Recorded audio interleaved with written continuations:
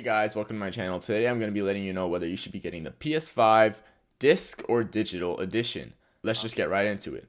The number one thing I want to say before I start is that both the disc and digital edition are the same exact console. Specs wise, graphic wise, hardware wise, there's the same exact console. The only difference is that the disc edition has an optimal Blu-ray 4K disc. That's literally it. So before you watch this whole video, if you do not use a single disc in your entire house, like you have no discs whatsoever, you stream all your movies and your shows, you download all your games from online, you have no discs, get the digital edition. This is no question. You can click out the video now if you have if you never use any discs ever, get the digital. It's that simple. All right, but for those that maybe have a couple disc games or want to watch some movies, maybe this video is for you because this is gonna show you whether or not you should keep playing those disc games or if you should get the PS5 digital or disc, or which one's gonna save you the most money in the long run is basically what I'm trying to say. So first I'm gonna go into the digital edition of the PS5, some pros.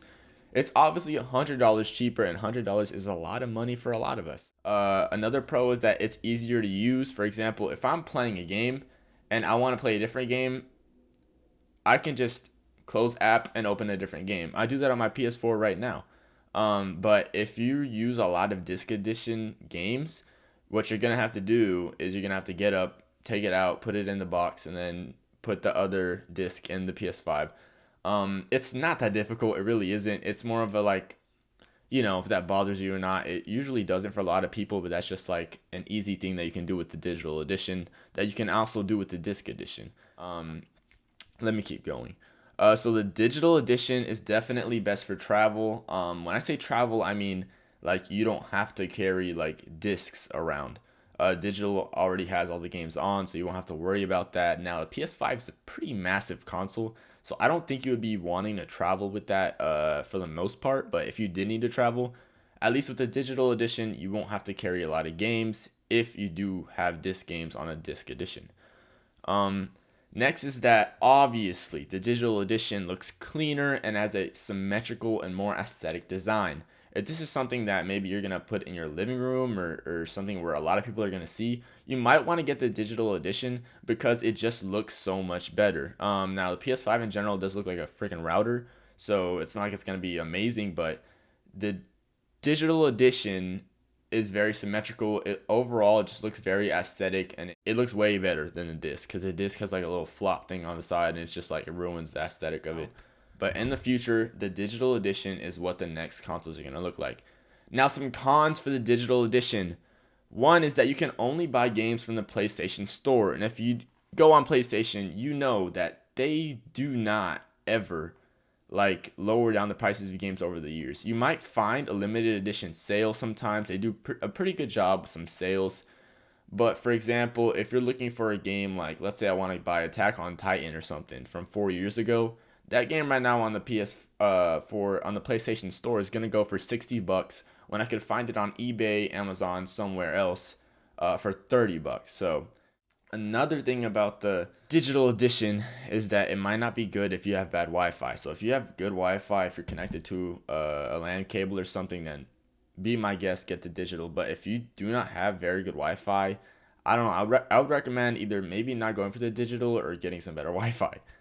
Another thing is that if you receive a video game as a gift, for example, let's say my mom, my dad, my girlfriend, somebody gives me a video game and like the disc edition, because when my family members go and buy discs, they're gonna go to GameStop, Target, they're gonna get the disc edition. So if I have a digital edition PS5, they can't do that. So if I get something as a gift and it's a disc edition, it's basically just it's gonna be useless. I'm gonna have to return it or exchange it, and it's not gonna have the same kind of money back quality.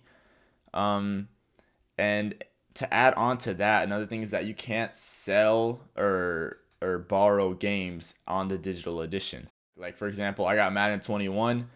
I played it for like a week, and then I didn't really care for it anymore, and I couldn't sell it back because I bought it digitally instead of the disc edition. If I had the disc edition, I easily would have made $20 to $30 back. But it is what it is. So you just have to kind of decide: are you gonna be reselling? Do you want to resell a lot of your games? Do you want to maybe have someone borrow your games. If not, then that's not an issue for you. Last thing is that you have to remember that you can only ever play digital edition games on the digital edition PS5. So within the next 7, 8, 9 years, if there ever comes an opportunity where you're given a disc edition or somebody offers it or you're trying to buy one and it's only a disc edition, you won't have that option of being able to play disc or digital. You can only play digital. So that's just one big disclaimer. Make sure you're making that decision before you go ahead and buy this hundreds of dollars worth console. All right, that's the digital edition. The disc edition has a lot less pros and cons in general, which is very straightforward. It's a lot of the same things. So a pro is that obviously you'll save money on games, especially if you decide to resell them. And in the long run, this may end up being cheaper than the digital edition. So let's say I buy it for $100 more than the digital edition and I get the disc edition. But over the next 7, 8 years, I'm saving $50-$60 a year on games that I'm buying used or that I'm reselling. Over time, that's going to add up and it's going to become a lot cheaper of a console than the digital edition. Another thing is that PS5, well, they both have backwards compatibility, but if you have any PS4 games on disc, like I have a ton right here, if you have any of those, you won't be able to play that on the PS5 digital edition. So if you want to be able to play, maybe I have Jump Force or Storm 4 or maybe some old like 2K or Madden that I have on disc for the PS5, you won't be able to play that if you have the digital edition. If you do use DVDs, it has a 4K Blu-ray disc player, so like you can watch movies in really good high definition. But I feel like for a lot of people, they don't really buy discs anymore. They just stream it from Netflix, Hulu, Disney Plus, something like that. And the disc edition last pro is that you can play all digital games all year and act like it's a digital edition, but you have the option. If a disc edition game comes in, you have the option to still play. You're not confined to only playing digital games. Now, some cons is that nowadays, just because you buy a disc edition doesn't mean you're going to save storage on your PS5. That's a big misconception. That over the years, they usually people that produce these games, they use it as a key. So basically, you insert it and it'll be like the key to the game, and then it'll download the game because now it knows that you have it. However, you're going to be taking up about the same amount of storage. So if you're trying to save storage by buying disc games, it's not going to work this year because PS5 and Xbox is also, they're straying away from putting content on the disc, and it's more just like a key for the game. Obviously, the biggest con is that it's $100 more, but I feel like I already stated that it might cost you less depending on whether you buy used old games or if you want to resell them. Another thing about the disc edition is that you have to take care of your discs, because let's say you lose it, it's stolen, you break it, that disc, you literally cannot get your money back. And the design is just not symmetrical. It's an asymmetrical design. It's not aesthetic. It's got that big lump on the side. So, I mean, if that doesn't really matter to you, then I guess that doesn't apply to you. But for some people, they really care about the design, and it's just not as aesthetic as the digital edition. Now, I'm going to be telling you what I'm going to do, what I think is the best choice. Digital edition, if you never use any discs, please go for the digital edition. Just please do it. But if you don't, for example, I might have a couple of PS4 discs that I might want to play for some anime games or something, or maybe I might receive a gift from someone in the future of a game, and I don't want to tell them, oh, I can't use that. So what I'm gonna do is I'm going to buy the disc edition PS5. Mostly, I'm going to be getting digital edition games, and I feel like that's how a lot of people who are getting the disc edition should get. If you're getting any edition of the PS5, start straying away from disc edition games, because over time they're gonna become useless. Like, you are not going to be using discs. I want to say in 15 to 20 years, discs are not, like, they're gonna be rare. Like, you won't see people just having discs around their house.